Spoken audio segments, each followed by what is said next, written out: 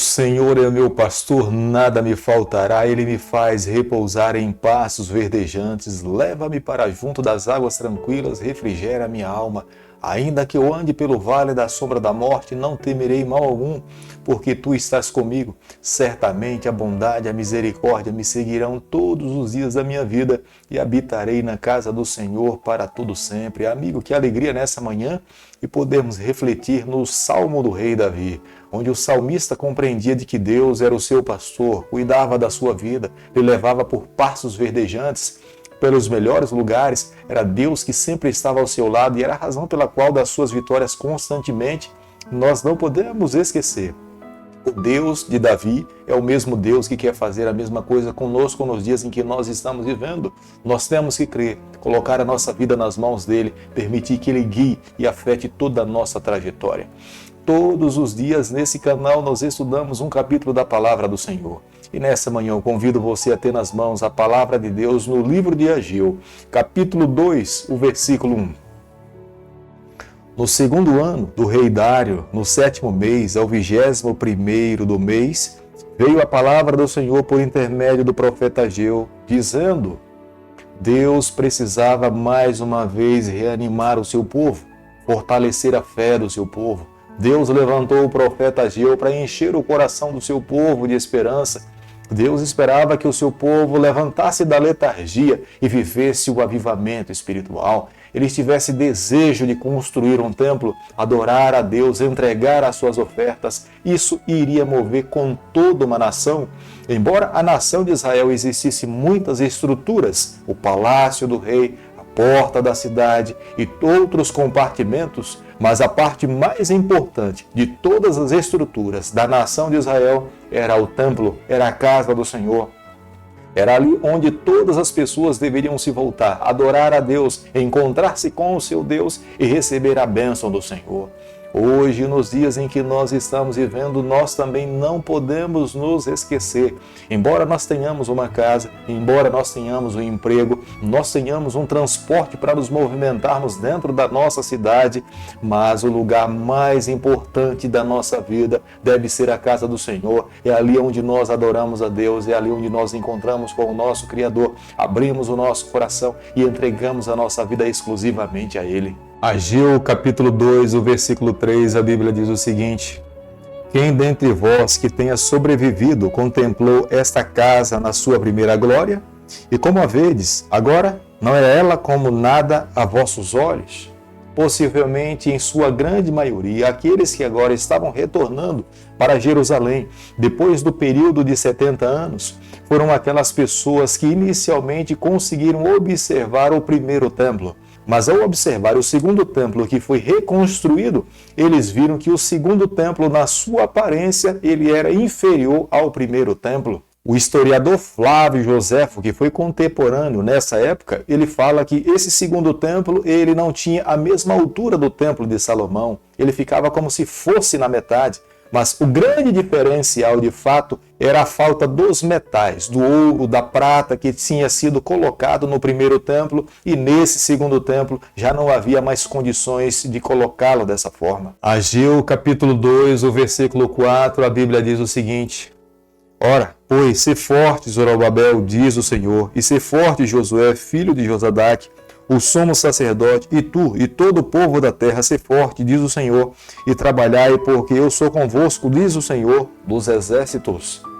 O grande diferencial do templo em que Ageu estava profetizando e estava incentivando o povo a reconstruir era que, de fato, Deus estaria no meio do seu povo.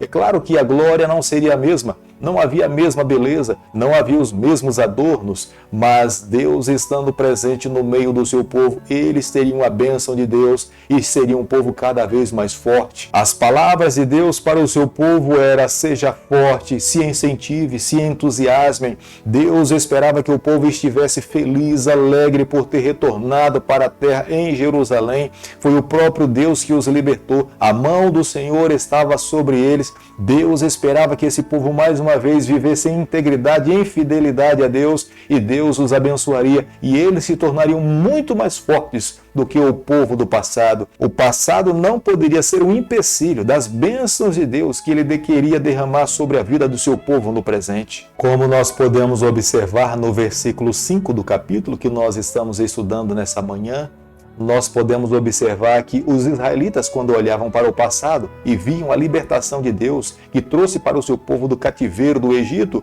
eles observavam como sendo uma ação direta da mão de Deus. Eles não poderiam olhar agora também da mesma forma a libertação que tinha acontecido com o seu povo ao sair do cativeiro babilônico, como também não sendo a mão direta de Deus em conduzir a sua vida. Eles deveriam reconhecer que Deus diretamente os abençoou, os libertou e os trouxe para morar na terra prometida. Deus estava lhes garantindo que o seu Espírito estaria no meio dos seus filhos, no meio do seu povo, e seria o Espírito de Deus que iria conduzir, orientar, santificar e tornar essa nação cada vez mais forte para viver os propósitos do Senhor.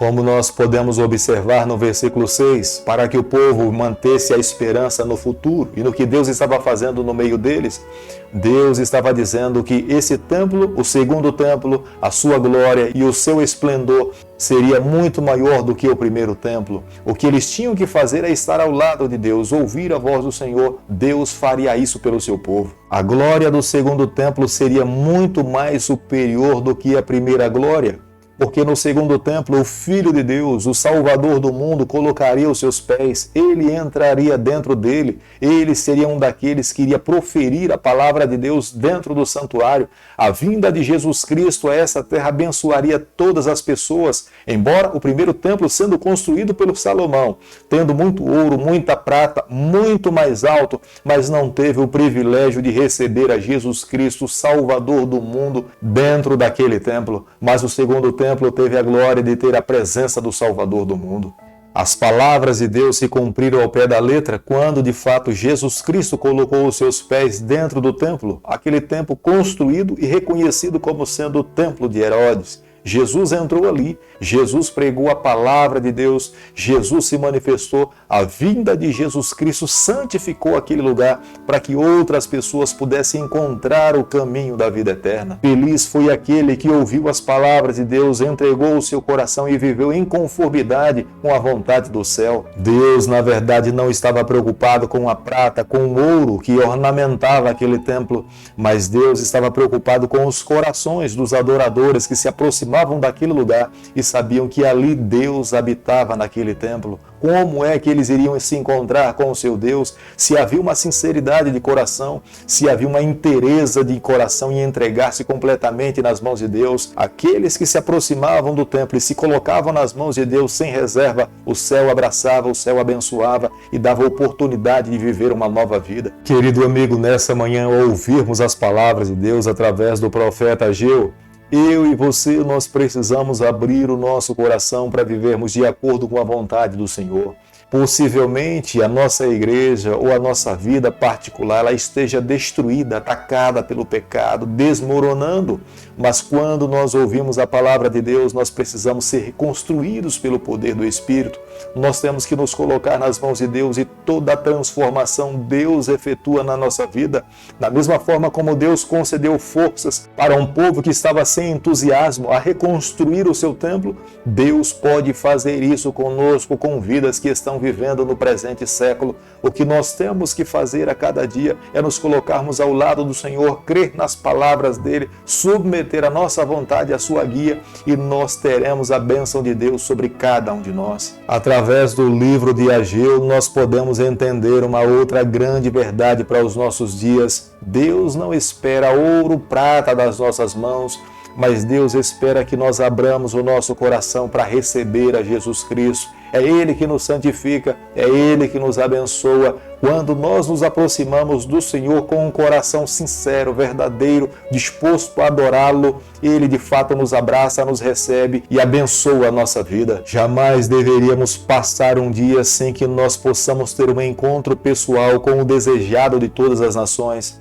Jamais deveríamos pisar os nossos pés nessa terra sem ter a certeza que nós temos agradado a Ele, que nós temos o amado com todas as nossas forças, que nós já renunciamos a nossa vida para viver a vida que Ele pede que nós possamos viver. Aqueles que vivem dessa forma terão a bênção de Deus, aqueles que vivem dessa forma serão considerados como sendo filhos do Senhor. Querido Pai, em Tuas mãos, nessa manhã nós nos colocamos, queremos viver exclusivamente para o Senhor. Toma o nosso coração, perdoa os nossos pecados, nos dê a graça de vivermos exclusivamente para Ti, é o nosso pedido e a nossa oração que nós fazemos em nome de Jesus. Que o Senhor te abençoe e te guarde, que Ele faça resplandecer o seu rosto sobre você, que Ele tenha misericórdia de você, que sobre você nessa manhã Ele levante seu rosto e conceda a sua paz em nome de Jesus. Amém.